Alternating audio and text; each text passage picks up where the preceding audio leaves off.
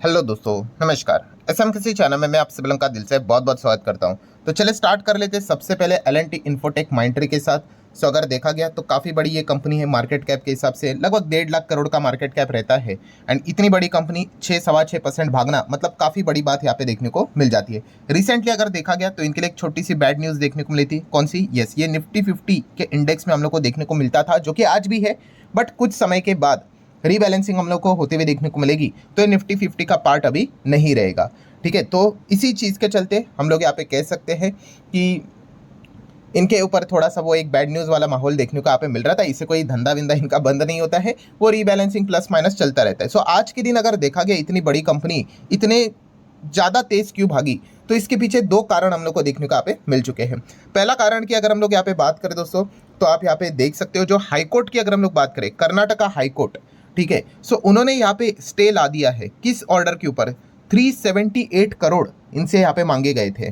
ठीक है, ऑब्वियसली किस चीज़ के चलते? तो जीएसटी के चलते। आप देख सकते हैं non payment of integrated goods and service tax.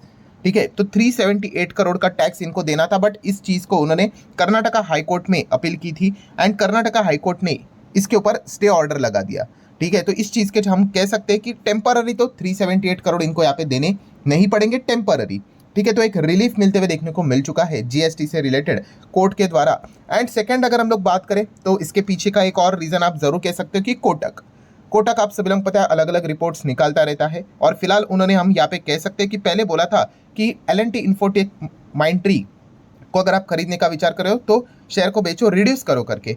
तो फिलहाल उन्होंने रेटिंग चेंज कर दी है। उन्होंने बोल दिया भाई इसको ऐड करो करके विद द टारगेट ऑफ 6200। ठीक है, तो इसी चीज़ के चलते हम यहाँ पे कह सकते हैं दो पॉजिटिव खबरें देखने को मिल गई। तो एल&टी इन्फोटेक माइंडट्री में अच्छी तेजी हम लोग को देखने को यहाँ पे मिल चुकी है, जो कि काफ़ी समय के बाद ये तेजी फिलहाल तो देखने को यहाँ पे मिल रही है। कंपनी ओवरऑल देखा गया तो अच्छी कंपनी है, एक एवरेज कंपनी। एवरेज मतलब क्या? जब लार्ज कैप यूजुअली कंपनी रहती है नॉर्मल ग्रोथ वाली, तो यूजुअली 5-6 साल में वो पैसे को डबल करने का दमखम रखती है। ये कोई गारंटी तो नहीं होती है, बट एक एवरेज उस तरह से आप उस कंपनीज को यहाँ पे देख सकते हैं। एंड प्लस अगर देखा गया तो आईटी सेक्टर से बिलोंग करने वाली कंपनी है।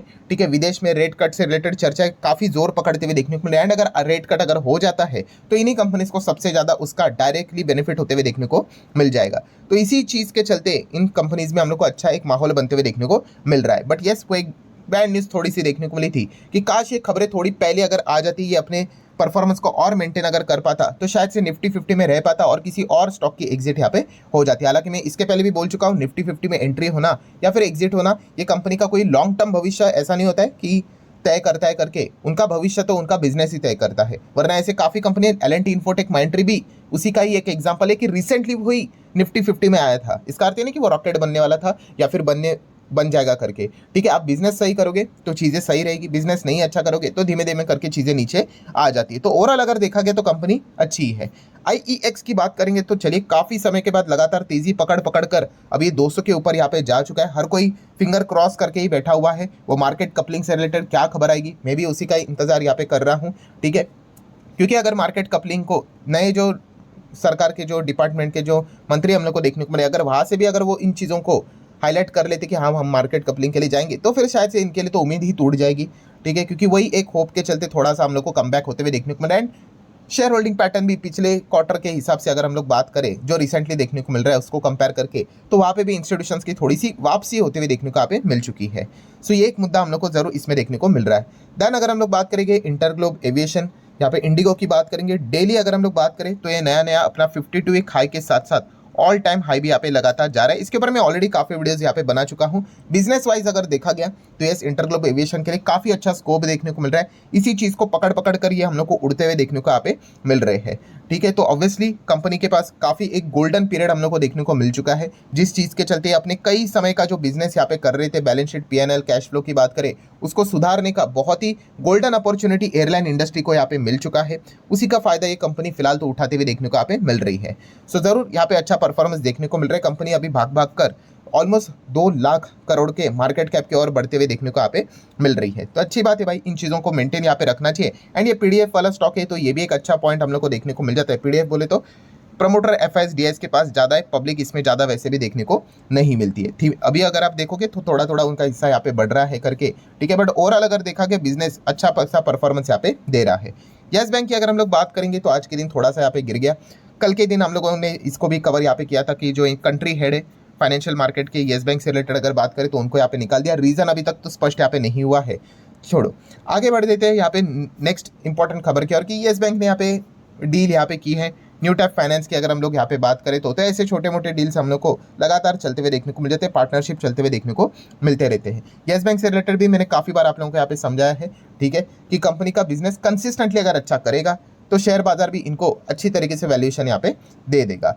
सो फिलहाल अगर देखा गया तो अगर हम कह सकते हैं साल भर शॉर्ट रेंज में अच्छा ही परफॉर्मेंस देखने को मिल जाता है, ठीक है। हमेशा हम लोगों ने लॉन्ग रेंज का विचार करना चाहिए। लॉन्ग रेंज में तो आप देख ही सकते हो काफ़ी बुरी तरीके से जो पुराने प्लेयर्स थे वो तो ट्रैप मतलब क्या ही बोले, देखो जो फ्रॉड हो गया उसके चलते तो हम लोग जिन्होंने निवेश किया होगा वो तो आप कह ही सकते हो कि फ्रॉड को तो हम लोग पहले डिटेक्ट नहीं कर सकते, कुछ चीज़ों को तो कर सकते हैं बट एकदम से ऐसे सडनली झटके लग जाते हैं। हर किसी के लिए शौक था वो चीज़ वाली बात। अगर मतलब मैं तो लकी था कि चलो मेरे पास तो वो नहीं था करके, ठीक है, एंड तभी ये निफ्टी फिफ्टी का भी पार्ट हुआ करता था। बट उसके बाद जो हुआ वहाँ पे काफ़ी लोगों ने गलती की, कौन सी वाली, कि भाई गिर भी गया ना तो उसके बाद हाँ फिर फॉलिंग नाइफ को पकड़ना, इमोशनल होके पकड़ना, ये वाली चीज़ों ने काफ़ी लोगों को मतलब बोलते ना लिटरली आप खुद का ही पैसा यहाँ पे डुबा दिया, ठीक है। ये बहुत सारे लोगों को ऐसी चीज़ पसंद होती है कि 400 का स्टॉक चलो 200 के नीचे मिल रहा है तो चलो खरीद लेते हैं, वापस 400 हो जाएगा। अरे भाई ऐसा थोड़ी ना होता है, बिजनेस कौन चेक करेगा, ना बिजनेस चेक किया ना आरबीआई के रूल्स रेगुलेशंस चेक किया यहाँ पे कर लिए, तो ऐसे इमोशंस के फिर क्या करना पड़ता है, कीमत यहाँ पे चुकानी पड़ती है। नो डाउट कमबैक भी यहाँ पे हो जाते कुछ कंपनी के, बट भाई बिजनेस के थ्रू ही वो कमबैक होता है, ठीक है। इमोशनल होके कमेंट सेक्शन में कितने लोग लिखते थे अरे कुछ नहीं 1000 हो जाएगा करके, अरे ऐसा लिख के अगर चीज़ें हो जाती तो 10,000 ही लिख दो, ठीक है। तो ऐसा नहीं होता है, बिजनेस सही यहाँ पे होना चाहिए, परफॉर्मेंस सही होना चाहिए, ठीक है, तभी जाके वो चीज़ें यहाँ पे हो जाती हैं। एंड बहुत बड़ा यहाँ पे रिस्क भी हम लोग को देखने को मिला था जब ये गिरा था, तभी मैं वीडियो बनाकर भी आप लोगों को बोला था कि भाई आरबीआई यहाँ पे अपने पावर का इस्तेमाल करके राणा कपूर को हटा के रवनीत गिल के अंडर क्या करवा रहा है, ऑडिट करवा रहा है। उसकी अगर रिपोर्ट अगर कुछ 19-20 आ गई, ठीक है, तो फिर मतलब ऐसा गिरेगा कि आप सोच भी नहीं सकते करके, ठीक है। एंड मैंने उसके ऊपर वीडियो भी बनाया था, बट कमेंट सेक्शन में तो आप सभी लोगों को पता ही है कि क्या चीज़ें होती करके। अभी आधे लोगों ने तो कमेंट ही डिलीट कर दिए क्योंकि आप लोग जो पुरानी वीडियोस पे जाके उनको रिप्लाई करते रहते, ट्रॉल करते रहते, तो वो पुराना वीडियो देखना है तो उसका लिंक मैं ऊपर आई बटन पे देता हूँ। डीएचएफएल और येस बैंक के ऊपर बनाया था वीडियो, ठीक है। तो आपको बताया था उसकी रिपोर्ट क्या आएगी वी डोंट नो, एंड वो रिपोर्ट आई लिटरली जो नहीं होना चाहिए था वही हुआ कि रिपोर्ट में पता चल गया कि भाई इतना बड़ा प्रोविजनिंग छुपाया गया था, फ्रॉड हुआ था, एंड फिर तो गेम ही खत्म हो गया करके, ठीक है। वो तो पुरानी कहानी है। भविष्य की बात करें तो अभी इनको वापस कमबैक करने के लिए अच्छा बिजनेस करना पड़ेगा। बीच बीच में अच्छा स्कोर कर लेते हैं बट कंसिस्टेंसी में लैग कर लेते हैं, ये दिक्कत की बात होती है, कोई बात नहीं। चलो आगे बढ़ लेते हैं। केफिन टेक्नोलॉजी आज के दिन 6-6.25% यहाँ पे गिर गया, ठीक है। जो जितना तेज भागेगा भाई उसमें करेक्शन भी उतने तेज होते हैं, ये छोटा सा पॉइंट भी आपको पता होना चाहिए। माज़गार्ड शिप बिल्डर्स की बात करेंगे तो ड्यूरिंग द मार्केट आप देख सकते हैं एक अच्छा स्पाइक यहाँ पे देखने को मिल गया। रिपोर्ट के जरिए एक खबर यहाँ पे सामने आ गई, किस चीज़ के चलते, कि यहाँ पे सबमरीन्स की बात करें तो ये कंपनी सबमरीन्स में इनकी मोनोपोली है, ठीक है। जैसे एचएएल की अगर हम लोग बात करें, हिंदुस्तान एरोनॉटिकल्स लिमिटेड हवाई जहाज बनाता है, फाइटर जेट्स की बात करें तो हेलीकॉप्टर्स की बात करें तो फिलहाल करंट लेवल पे भारत देश में वैसे सबमरीन से रिलेटेड ये कंपनी यहाँ पे काम करती है। सो सबमरीन से रिलेटेड हम कह सकते हैं ब्राजील की टीम इंडिया विजिट करते हुए देखने को मिलती है, एंड शायद से माज़गार्ड शिप बिल्डर्स के साथ उनका कुछ करार हो सकता है, ये एक पॉसिबिलिटी बोली जा रही है, होगा नहीं होगा वी डोंट नो। फिलहाल तो रिपोर्ट के जरिए ऐसा बताया जा रहा है कुछ तो स्पेयर पार्ट से रिलेटेड, सबमरीन से रिलेटेड डील होने की आशंका बताई यहाँ पे जा रही है। सो एक उम्मीद की किरण देखने को यहाँ पे मिल चुकी है, क्योंकि कोई ना कोई तो खबर यहाँ पे चाहिए ऑर्डर के द्वारा, यहाँ पे मतलब ऑफिशियल खबर जिस चीज़ के चलते स्टॉक वापस कमबैक यहाँ पे कर पाए। क्योंकि जैसे ही आईसीआईसी की रिपोर्ट्स हम लोग को देखने को मिली थी तब से लेकर अभी तक स्टॉक हम लोग को डाउन ही देखने को यहाँ पे मिल रहा था। अभी ये देखने वाली बात होगी इफ बट की खबर है। एनबीसीसी की बात करेंगे तो आप देख सकते हैं आज के दिन ऑलमोस्ट नियर बाय 10% तेज नेट तेज देखने को मिला था, वरना ओरिजिनल तेजी तो भाई 15-16% तक भी यहाँ पे चली गई थी। तो तेजी के पीछे का रीजन है दोस्तों आप देख सकते हैं, देखिए 18% भागा था, 52 हाई पे चला गया। तो on plan to consider bonus issue, so bonus यहाँ पे मिल सकता है इनके शेयर होल्डर के लिए, मिलेगा कि नहीं मिलेगा उसके लिए इंतजार करना पड़ेगा। कब तक, तो आप देख सकते हैं बोर्ड ऑफ डायरेक्टर की मीटिंग सेट की जा चुकी है 31 अगस्त को। सो 31 अगस्त को यहाँ पे इवेल्युएट किया जाएगा, डिसाइड किया जाएगा कि भाई बोनस देना है या नहीं, हाँ तो कितना भी देना है उसका रेशो भी यहाँ पे बताया जाएगा। तो इसी खबर के चलते हम लोग को अच्छी तेजी देखने को यहाँ पे मिल चुकी है। बट याद रखना दोस्तों, हमेशा बोनस बायबैक स्प्लिट डिविडेंड ये कभी भी आपको एज अ इन्वेस्टर डिसीजन यहाँ पे होना नहीं चाहिए लॉन्ग टर्म के हिसाब से, ठीक है। ये मिल गया तो अच्छी बात है भाई, हर कोई सेलिब्रेट यहाँ पे कर लेता है, बट इस चीज़ के चलते नहीं खरीदना होता है, हमेशा B is equal to B, business देखकर ही खरीदना यहाँ पे होता है। देख लेते हैं 31 अगस्त को क्या होता है करके। नेक्स्ट अगर हम लोग बात करेंगे इरेडा, कल के दिन के हिसाब से इरेडा तो फोकस में यहाँ पे रहेगा ही रहेगा, आप सभी लोगों को पता ही है।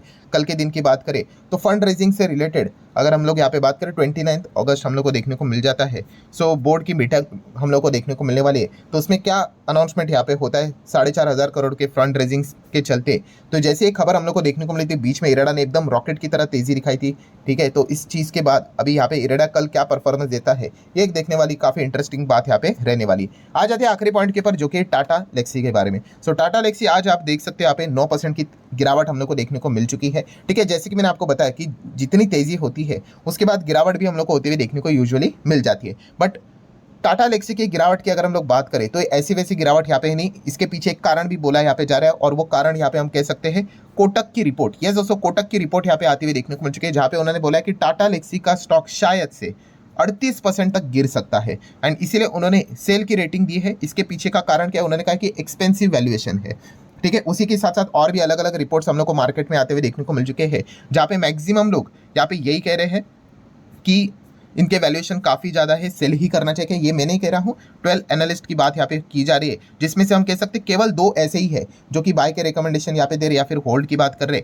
बाकी ज़्यादा से ज़्यादा हम लोग को 9 लोग यही बताते हुए देखने को मिल रहे हैं इसके वैल्यूएशन एक्सपेंसिव है, ये गिरेगा करके। एंड कोटक की रिपोर्ट के बाद यहाँ पे कोटक ने बोला है कि बेच करके चलो करके 38% गिरेगा करके। तो इसी चीज़ के चलते आज के दिन शायद से 9% तक गिरते हुए देखने को यहाँ पे मिल चुका है। सो अगेन कहना चाहूँगा, किसी की रिपोर्ट हमें 100% सही भी नहीं होती है, किसी की रिपोर्ट 100% गलत भी नहीं होती है, बट येस ये मार्केट में बड़े प्लेयर्स में काफ़ी ज़्यादा इंपैक्ट डालकर चली जाती है। सो इसी चीज़ के चलते हम लोग यहाँ पे कह सकते हैं माइट भी आज के दिन टाटा लेक्सी में अच्छी खासी गिरावट देखने को यहाँ पे मिली थी। सो ठीक है दोस्तों, आशा करता हूँ जितने इंपॉर्टेंट पॉइंट्स थे सारे यहाँ पे मैंने कवर कर लिए। वीडियो हेल्पफुल लगा होगा तो चाहो तो लाइक एंड शेयर कर सकते हैं। मिलते हैं नेक्स्ट वीडियो, तब तक के लिए बाय बाय।